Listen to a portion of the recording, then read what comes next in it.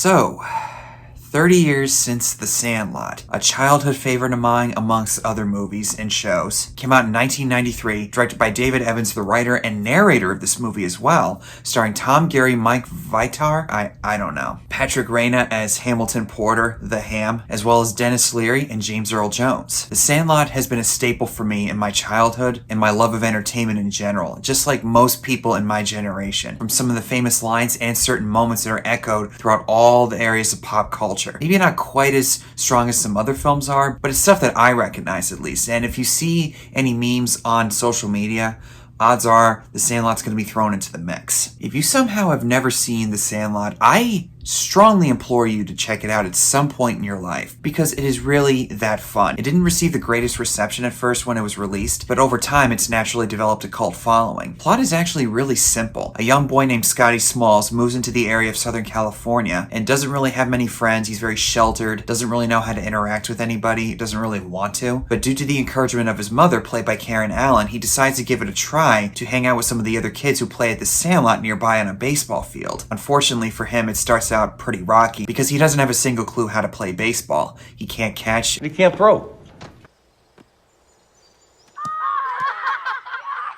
My life's over. On top of that, his real dad has passed away, and trying to get used to his stepdad, Bill, played by Dennis Leary. Like I said, the plot is very simple, but there is a narrative through line that does get paid off, particularly with the Beast that lives behind the fence at the Sandlot. But it's also a series of events that occur with the looming threat of the Beast in the background, from them going to the pool, watching the fireworks, playing against a rival team in town, and Smalls eventually winning the respect of the team. Smalls might be the kid that you find really annoying and kind of unsympathetic, since he's very socially inept and awkward, and is also clearly very sheltered. He's not really willing to go out and experience things in the real world. Tom Gary manages to sell that while also not coming off as entitled and unsympathetic. In fact, I actually really relate to Scott Smalls a lot more seeing it through adult eyes, because I was in a lot of ways like that when I was a kid. And even today, some people still look at me really weird when they ask me if I've done certain things in life, and I say no. They inevitably say, What are you talking about? How could you never have done this? Do you get out much? Ah! You're killing me, Smalls. I like to think I'm not that inept, but what can you do? When I was watching it last night, I just couldn't help but feel sorry for him when everybody's just appalled by his lack of knowledge of certain things, like with tobacco or s'mores. Which I gotta say, Patrick Reyna's line delivery in that scene where he's teaching him how to make s'mores. First, you take the gram. You stick the chocolate on the gram. Then, you roast the mallow. I'll admit, I have the worst habit of quoting movies and shows and games on here. A lot of you guys know I love to do that stuff. As it's said in the TV show Monk, it's a blessing and a curse. But this movie to me is one of the most quotable pieces of entertainment, and I will not pass up the opportunity to do so. Lotioning. Oiling. I can't take this no more!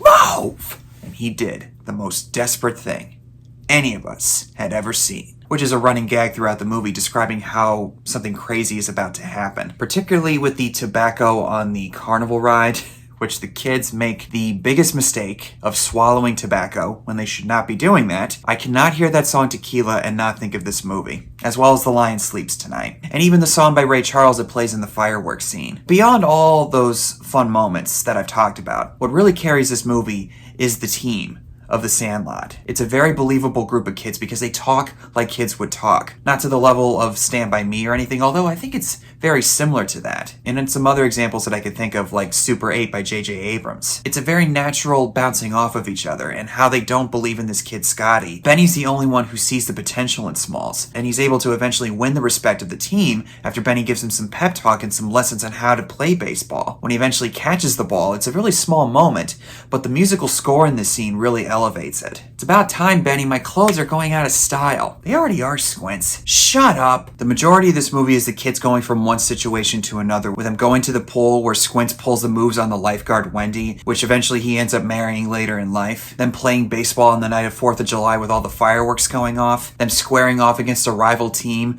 which contains the best scene in the entire movie, Porter and the leader of the other team throwing insults at each other. Watch it, jerk. Shut up, idiot! Moron! Scab eater! You play ball like a girl! Tommy's response to that always gets me. You know, if my dog was as ugly as you, I'd shave his butt and tell him to walk backwards. Hurry up, batter.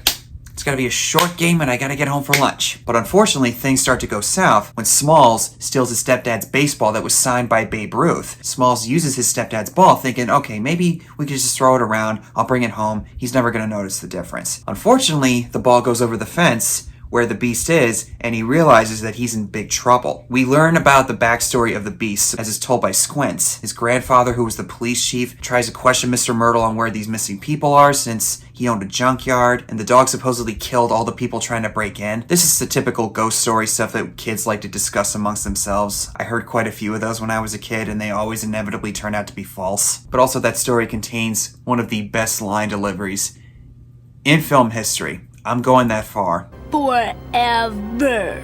Forever. Forever. And it's here where Scotty actually learns the truth about Babe Ruth, since he reveals that he actually doesn't know who he is, because he lied to the guys earlier about, hey, who's Babe Ruth? And they were all shocked by it. You never heard the Sultan of Swat? The Colossus of Clout? The King who crashed, man. And they get all worked up over the fact that the ball was signed by Babe Ruth, and then Scotty says, you keep telling me that. Who is he? What? What? The Great Bambino! So they use all these primitive attempts to try to get the ball back, from using a broomstick, an erector set with a cup on it, a vacuum, lowering Yeah into the yard, or using a full erector set. But what I love about every single scenario here, Porter's this really sarcastic tough guy throughout the movie, but anything relating to the Beast, he is horrified. This may sound really cruel, but I love his screams in this movie.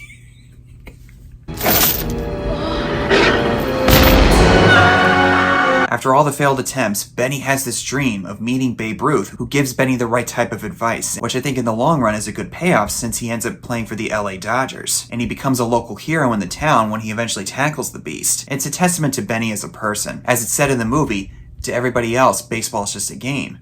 But for Benjamin Franklin Rodriguez, baseball was life. Since he was the only one who saw the potential with Smalls, he ultimately decides to do a favor for his friend, while also seeing it as a chance to do something great, against something that everybody in the town is scared of. And what I love about this reveal, when he eventually goes into the yard to face this thing, we see little glimpses of the dog throughout, and it's treated as this big Godzilla, King Kong, monstrous type of creature. But when the dog comes out, it's just a normal sized looking dog. And Benny's obviously nervous, but I've also always kind of seen this as, wait, you mean I've been scared of this thing the whole time? He manages to get the ball and get back over the fence, but then the dog chases after him throughout the town, and he manages to get back into the yard, causing the fence to collapse on this poor dog. Smalls, being the only one who shows compassion for the Beast, decides to help him out along with Benny, and the dog ends up showing gratitude by licking him to death.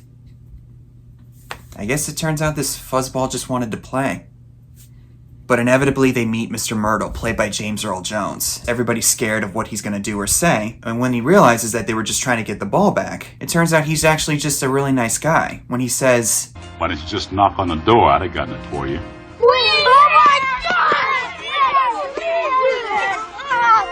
So Smalls and Benny, along with the audience, get to learn that this guy was actually a baseball player who played with Babe Ruth, but then became blind after a ball hit him right in the face. And he makes a deal with the two kids, allowing them to come by and talk baseball with him, and giving him a replacement ball for Scotty's stepdad. All the other kids inevitably go their separate ways, with Yeah becoming an expert in bungee jumping, Squints and Wendy marry, Porter becomes a professional wrestler, and Benny becomes a baseball player for the LA Dodgers, with Smalls as the radio announcer, getting to see him steal home plate, like he did a few other times in the movie, and now he actually gets to do it on the world stage. I just love the sight of the two of them acknowledging each other, seeing how their friendship carried on, no matter where they went in life. Makes me feel a little bit sentimental about certain situations I was in when I was a kid. Oh my god, I just remembered something.